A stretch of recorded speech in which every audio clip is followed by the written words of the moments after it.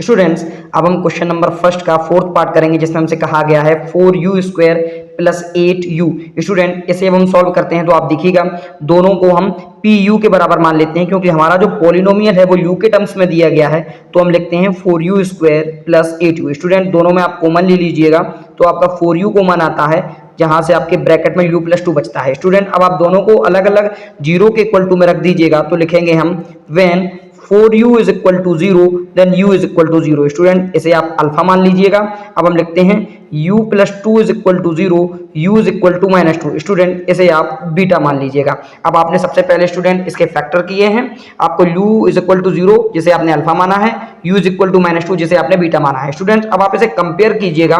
जब हम इसे स्टूडेंट कंपेयर करते हैं au² plus bu plus c से, तो स्टूडेंट u² का कोफिशिएंट यहाँ पर a है और यहाँ पर 4 है, तो a इज इक्वल टू हमें 4 मिलता है, b is equal to student हमें 8 मिलता है। चूंकि इसमें कोई भी कांस्टेंट टर्म नहीं है तो स्टूडेंट उसे हम 0 मानते हैं। तो चलिए स्टूडेंट, सबसे पहले हमने इसके फैक्टर करके अल्फा बीटा निकाल लिए, कंपेयर करके a b c की वैल्यू निकाल ली। अब आप इसे वेरीफाई कीजिएगा। तो चलिए वेरीफाई करते हैं इसे हम। वेरीफाई में स्टूडेंट हमारा फॉर्मूला होता है सम ऑफ जीरोस का alpha plus beta is equal to minus का b अपॉन a, जहां b कोफिशिएंट ऑफ x है और a कोफिशिएंट ऑफ x² है। तो अब आप देखिएगा यहाँ पे अल्फा की वैल्यू आप 0 पुट कीजिएगा, बीटा की वैल्यू आपकी -2 है। आपने b और a को कंपेयर करके जब वैल्यू निकाली थी तो b की 8 और a की 4 निकली थी। अब आप पुट कीजिएगा यहाँ b की 8 और a की जगह 4। अब आप प्लस माइनस से देखिए, लेफ्ट में आपका माइनस का 2 आता है, 4 2 जा 8, और राइट में भी आपका माइनस का 2 आता है। इस प्रकार से हम कह सकते हैं कि जो सम वाली प्रॉपर्टी है हमने वेरीफाई कर दी, दोनों ही इक्वल आ जाती हैं, LHS is equal to RHS। अब हम प्रोडक्ट देखते हैं, अल्फा इंटू बीटा बराबर is equal to student c upon a होता है। अल्फा हमारा 0 है, बीटा की जगह -2 है।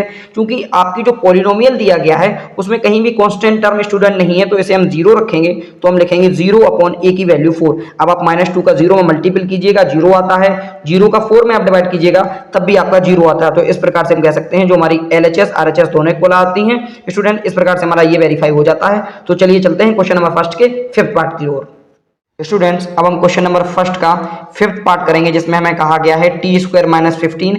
इसके हमें जीरोस फाइंड करने हैं और उसके साथ उसका रिलेशन वेरीफाई करना है कोफिशिएंट के साथ। तो चलिए शुरू करते हैं स्टूडेंट्स। अब हम सॉल्यूशन डाल देते हैं।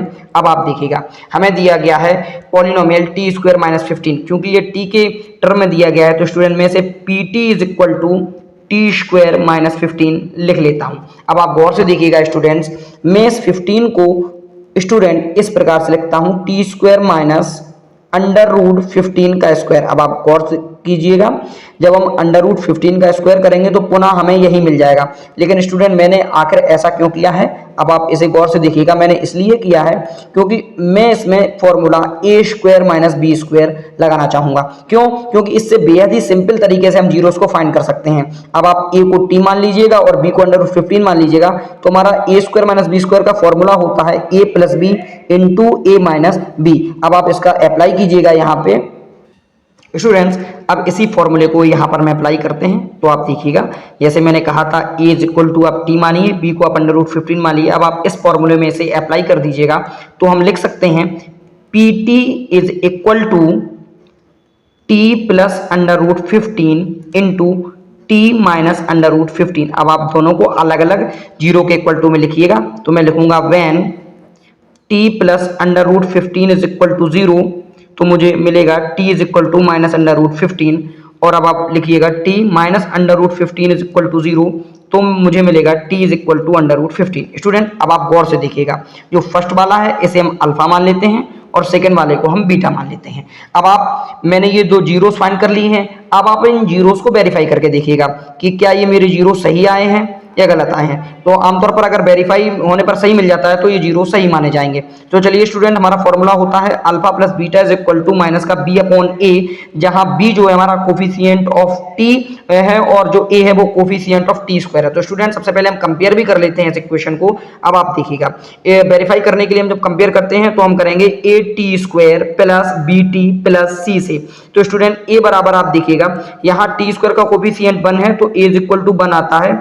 अब आप देखिएगा क्योंकि t वाली इस पॉलिनोमियल में टर्म ही नहीं है तो मैं इसमें b को 0 मानता हूं और जो हमारा कांस्टेंट टर्म है वो माइनस का 15 है। स्टूडेंट ये वैल्यू मैंने इस वजह से निकाली है क्योंकि जब मैं वेरीफाई करूंगा तब उसमें ये पुट करूंगा तो आप देखिएगा जब मैंने वेरीफाई किया जो हमारा अल्फा है वो माइनस का अंडर रूट 15 है और बीटा जो है स्टूडेंट वो प्लस का 15 है is equal to minus b की टर्म स्टूडेंट इसमें दी नहीं गई है यानी मैं 0 रखूंगा और ए वाली टर्म हमारी 1 है। आप देखिएगा ये माइनस का अंडर रूट 15 है ये प्लस का है दोनों कट जाते हैं 0 आता है और यहाँ से भी 0 आएगा। इस प्रकार जो सम वाली प्रॉपर्टी स्टूडेंट मैंने वेरीफाई कर दी है। अब चलते हैं प्रोडक्ट वाली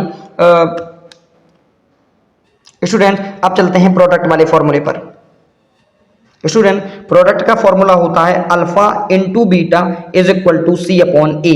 अब आप अल्फा की वैल्यू रखिएगा माइनस अंडर रूट 15, बीटा की वैल्यू रखिएगा प्लस का अंडर रूट 15, जो सी की वैल्यू दी थी स्टूडेंट वो आपकी माइनस 15 थी और ए आपका 1 था। अब आप इसे पुट कीजिएगा माइनस आप बाहर रख लीजिएगा अंडर रूट 15 का मल्टीपल जब आप अंडर रूट 15 में करते हैं तो आपका 15 आता है, यहाँ माइनस का 15 है, जब आप माइनस का अंदर मल्टीपल करेंगे तो माइनस का 15 इज इक्वल टू माइनस का 15। इस प्रकार से हमारी प्रोडक्ट वाली भी जो क्वालिटी फॉर्मूला है वो वेरीफाई हो जाता है। तो स्टूडेंट अब हम चलते हैं क्वेश्चन नंबर फर्स्ट के लास्ट पार्ट 6 की ओर।